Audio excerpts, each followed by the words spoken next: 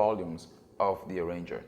If I go to page 2 of 4, this allows me to control the reverb of the different parts of the arranger.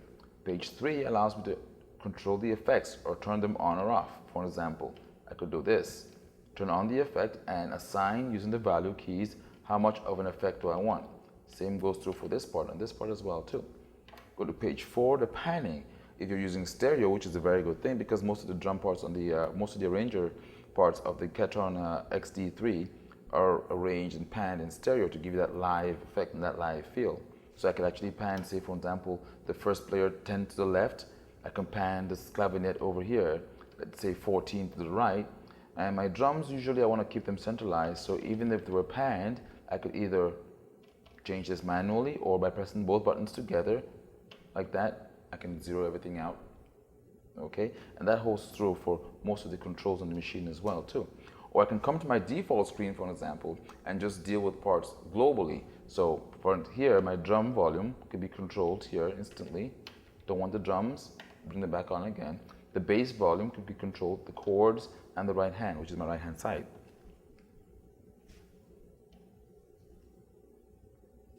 The XD3 is also a very, very nice MIDI file player in the sense that you use the actual authentic KETRON sounds to generate and playback MIDI files.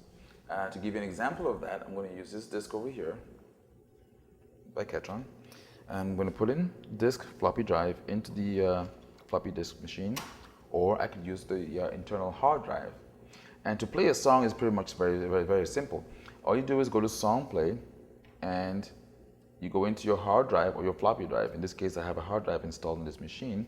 The dir stands for directory, so I'm going to press F5 to access the directory. And that's pretty much going to display the songs that are in the hard drive or the floppy drive. If I want to go to the floppy disk, I just have to toggle back and forth between hard and floppy to access the song files that are found on this floppy drive. Then again, I can press the dir, and these are now the songs that are in my floppy disk. I can either search for these songs. Well, in this case, I only have 8, not much of search to do. But if you had to search for them, you can actually type in using the keyboard or putting in notes with the MIDI guitar or with the accordion, the letters, so that you can actually narrow your search down. So let's say I want to get the Great Pretender and I had 1,000 songs in here.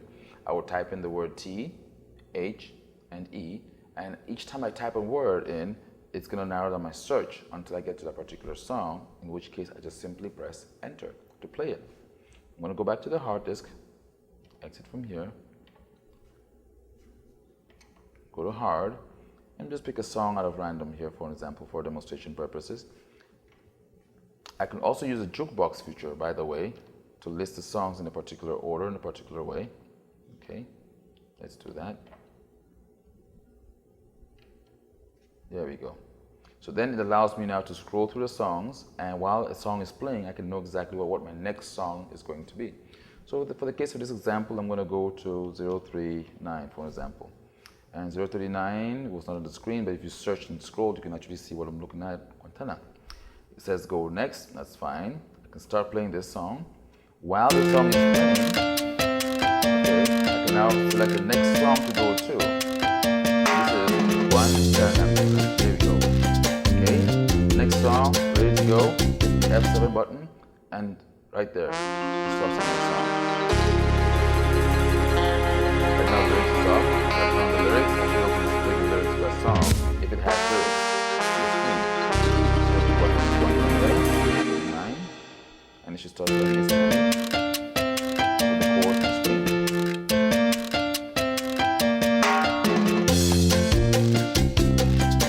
Okay, that's a nice MIDI file that are being played through the XD3.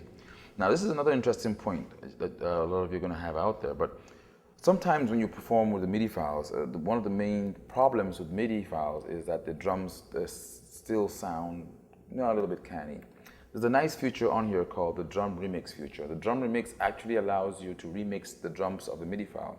So what the machine does is it takes out the drum tracks altogether and replaces those drums with your live styles from the XD3. As an example, I'm going to use that song right there, Guantanamera 039. And what I'm going to do is I'm going to turn on the drum remix by pressing this right there. So it says